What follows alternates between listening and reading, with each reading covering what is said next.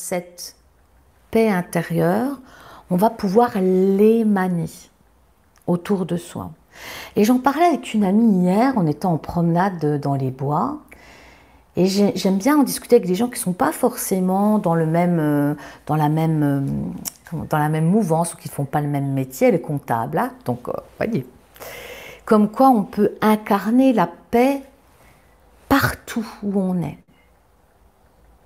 Quel que soit l'endroit où on est, et quel que soit ce que l'on fait, ça qui est important. Et elle me disait, mais bien sûr, alors sûrement avec une vision de comptable, mais j'ai trouvé que ça, mais bien sûr, tellement simple et tellement important.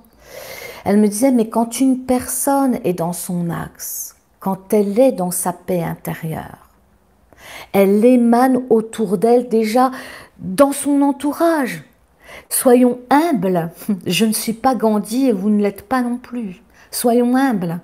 Et dans cette humilité, quand je suis calme, quand je suis centrée, quand je suis dans ma paix intérieure, je peux le partager à mon époux, à mon enfant, à mes collègues de travail, à mes frères et sœurs, à mes parents. Notre cercle déjà. Les gens que vous fréquentez le plus souvent.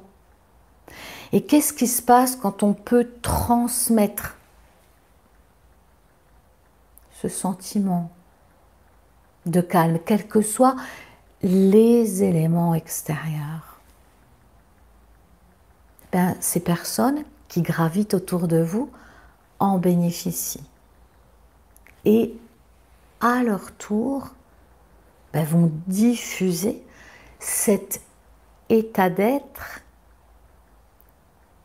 autour d'eux. Alors vous vous rendez compte, moi je ne trouve pas ça inutile par rapport à ce qui se passe dans le monde. Je ne trouve pas ça inutile du tout de se rassembler, de méditer et de cultiver sa paix intérieure. Je ne trouve pas ça inutile du tout. Au contraire, au contraire.